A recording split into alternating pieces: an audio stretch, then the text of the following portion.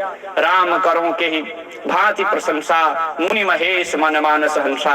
जनक जी कहते हैं, राम आपकी स्तुति और प्रशंसा मैं किस प्रकार से करूं? आपकी महिमा तो स्वयं महेश गाते हैं, मुनि गाते हैं। अब बारात जा रही है श्री अवध की ओर।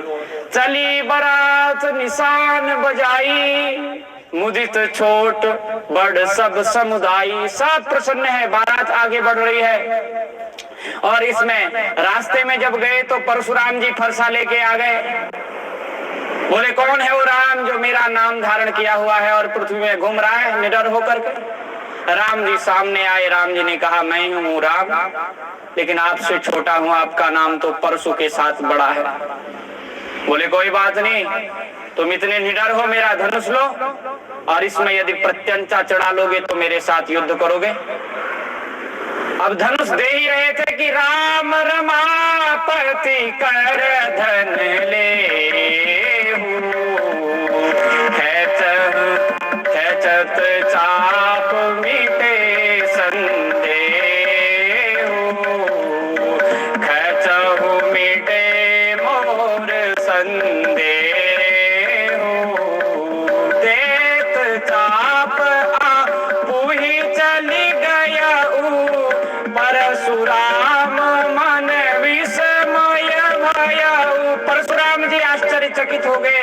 जिस धनुष को राम के हाथ में देना चाहते थे वो अपने आप श्री राम के हाथ में चला गया। राम जी ने प्रत्यंचा चढ़ाई और बाण भी अपने तरकस से निकाल के उसमें सान दिया और कहा परशुराम से, अब इस बाण को कहां छोड़, आपकी जो पुण्य अर्जित राशि है उसको नष्ट कर दूं या आपके पैरों की शक्ति का नाश कर दूं, चलने की शक्ति का? उन्होंने कहा, नहीं, चलने की शक्ति मत खत्म करिए, आप मेरे पुण्य का नाश कर दीजिए, मुझे स्वर्ग आदि का पुण्य नहीं चाहिए। उस बाण को चलाया राम ने, उनके पुण्य का नाश किया।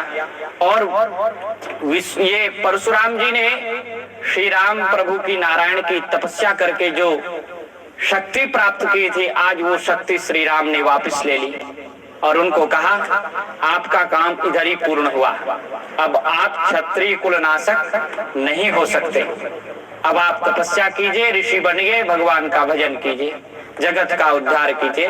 श्री परशुराम जी ने भगवान श्री राम की दिव्य स्तुति की है। कहा है, अद्य में सफलम जन्मा प्रतीतोस्मि मम प्रभो ब्रह्मादिभिरनभ्यस्त्वं प्रकृते पारगो मतः। आपको देख करके, आपका दर्शन पा करके मैं धन्य हुआ। अब तो केवल मुझे अपनी भक्ति दीजिए। दासे तदखिलम कामम मा कुरुस्वात्र संशयः।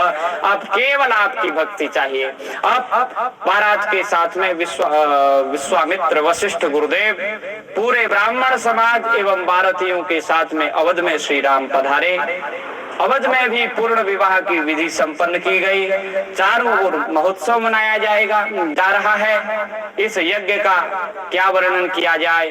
और जिस दिन से राम अवध में ब्याह करके आए हैं, सकल लोक में आनंद है, सर्वत्र आनंदित है। जो इस विवाह की, इस कथा को, इस राम कथा को कहता है वो सदैव आनंदित रहता है।